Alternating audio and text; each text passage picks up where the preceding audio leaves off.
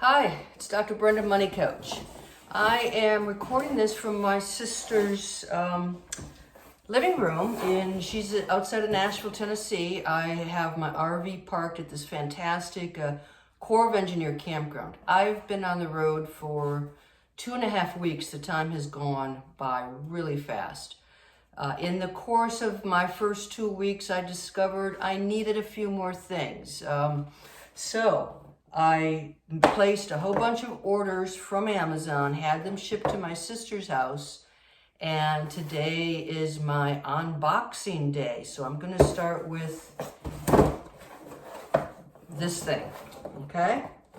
And I'll tell you a little bit about, as I unbox them, I'll explain why I made these purchases.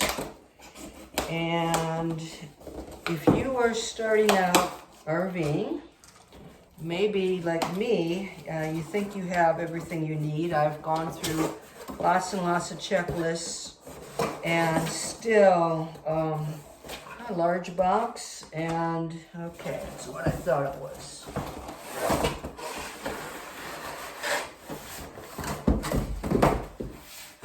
It's another box. What is in here is a chair mat, and I am hoping I can cut this down to size. So I have, if you've seen my RV, if you haven't, check it out, and also be great to, if you can subscribe to my YouTube channel. So I converted my dinette into a home office, and yes, this looks like I'm going to be able to cut it to dimensions. I needed something that was about 30 inches by 36 inches, and I couldn't find anything. But anyway, I have a vinyl flooring, and I have a chair with rollers on it, and I noticed I'd already started to make some indentations in the vinyl flooring. So, a chair mat. By the way, Amazon, some of your packages arrived unsealed. So I know you must love these bags because I've got a lot of them, but this is how this arrived, okay? Luckily, the item I ordered is in here. Size D batteries. This fits into a battery-powered fan. I'm gonna confess again that I don't know how my rig all works, so several nights ago, I got caught boondocking, which is, you know, off grid, and I was at a Bass Pro outlet store, the parking lot, and I just bought a fan, but I didn't have D batteries. So I thought, well, okay, I'm just going to run the air conditioner for a while off of the generator. So I started the generator up, and no AC. And I was so tired. I'd been delayed by 5 hours because I was waiting for roadside assistance. That's a whole nother story. And I was so exhausted, and it was still hot, and I'm like, I can't Google, I can't go through my owner's manual, which is like, 300-400 pages. So I'm just gonna power up my fan. Luckily, I remembered I had a portable generator, no emission generator, and so I powered it up through that. But it's like, okay, I really needed the battery. So if you don't have a battery powered fan, that's a good idea. Amazon, again, it's open, nothing sealed. Okay, more misadventures, and here we go. Can't figure out what that is, can you? It's collapsible funnels. So here's what happened. I had the RV place de-winterize my RV, and so if you're following along, you know I've never RV'd before. I'm trying to learn as much as I can, but clearly there's a lot to learn. So I thought de-winterizing meant I can use the water. I'm gonna have good fresh water. I bought some nice filter systems, so I'm thinking, I got fresh water, right? No problem. Wrong. The water came out with a little bit of an odor and kind of sudsy, foamy, and it was undrinkable. So I Googled, and then I discovered I need to sanitize my tanks. I need to sanitize the water system. No big deal, right? Get some Clorox. There's a certain amount you use per every 15 gallons. Pour it in the tank. There's no way for me to get into the tank. So I had to pour it through the hose and get as much of it in as I could. But I needed a funnel. So if I'd had a funnel, I would have been able to sanitize it. And if and when I have to do this again, I'll be prepared next time. So funnels, especially collapsible. Nobody said a thing about funnels. Okay, so let's see what else we have here. Quite a few small items. And again, I hope this is a lesson if you're just starting out. Oh my, okay. This is the Blue Driver. It's a scan tool, so when you have a check engine light on, as I did, I'd been out of the campground 3 or 4 miles, check engine light came on. I didn't even know something like this existed. This is where I waited 5 hours for roadside assistance. Finally, when the mobile guy came along, he plugged something like this in, and yeah, it was a evap container that set off a sensor. It was nothing. I could have drove, but I was going through the mountains. I had a long way ahead of me. I did not want to chance it, and so I talked to him about like what should I purchase. He said, you can get all kinds of check engine light scanners cheap, $30 or so. But he asked me, he said, download this app, and it's a Blue Driver app, and that'll tell you, like, for consumers what it'll advise you to buy this. It's $100, so it's expensive, but not as expensive as waiting along the roadside for 5 hours in the heat, wondering if you can continue or not. So this is, again, I had no idea that there was such a gizmo that would allow me to check for the check engine light. And if I had this, I could have called roadside assistance, told them what the code was, explained what was going on, and spoken to one of their the RV techs. And more than likely, he or she would have said, everything's cool, it's just a sensor, continue on your way. It would have saved me a whole lot of headaches and frustration. So I'm very glad that this arrived. Better late than not at all. So if that check engine light comes on again, either in the RV or the Jeep, I'll have a better sense of, I'll know what to do. So, with the check engine light, it could be something really serious, it could be nothing at all. Okay, next item. This is called Zoleo, and it's a relatively new product. I have been looking at, they're called personal beacon devices. And from what I've read, they come in 2 different forms. One is hooks up, and I'll probably do a separate video on this because it's a little bit confusing. One hooks up to like a national satellite system, and when you press a button, all of the emergency systems are activated. So if they have to send a helicopter in to get you, they will. You only use it in a life or death situation, and once you press it, or it accidentally gets pressed, you can't recall it. So that was one system. It's cheaper, but still pretty expensive, and you can't replace the batteries yourself. So it's kind of a rigged system.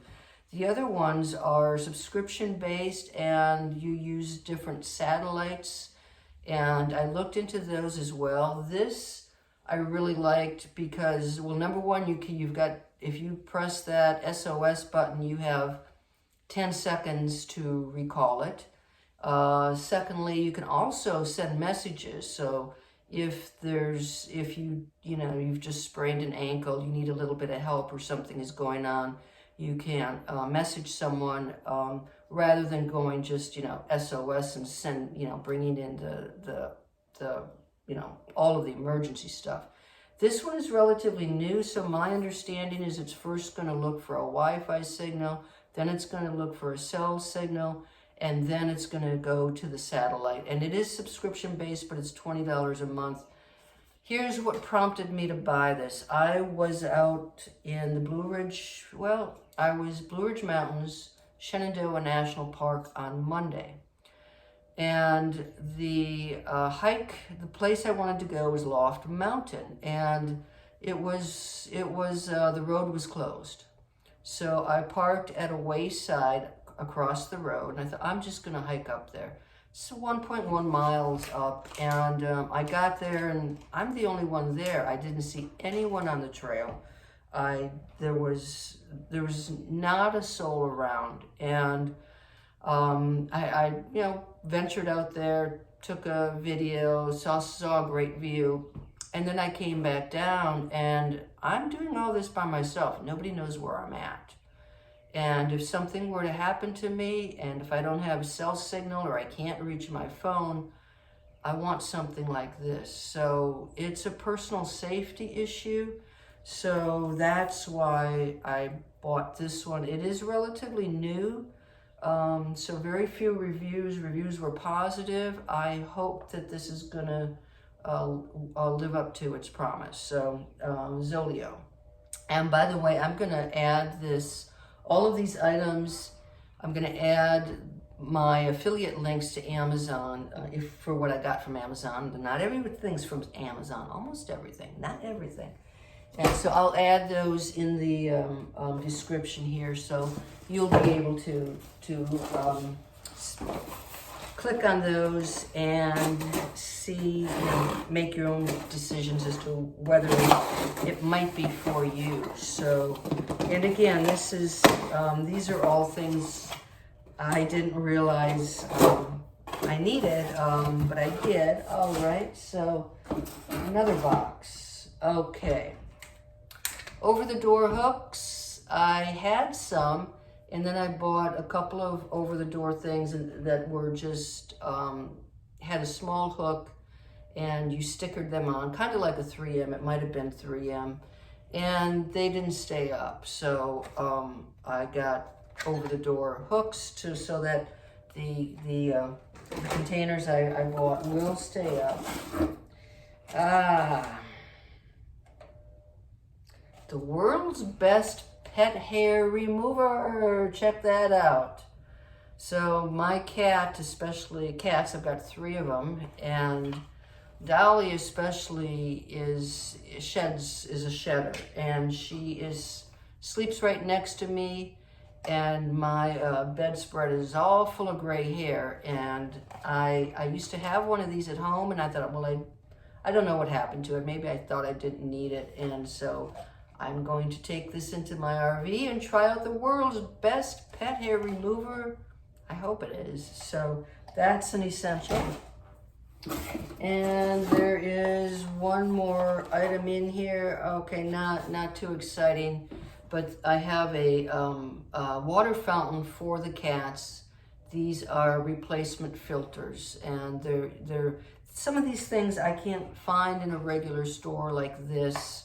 And so I thought, well, since I'm sending Amazon all this money, I may as well get a couple more things. And by the way, I'm very happy that I own stock in Amazon. So hopefully some of this will pay dividends, as they say. So next item.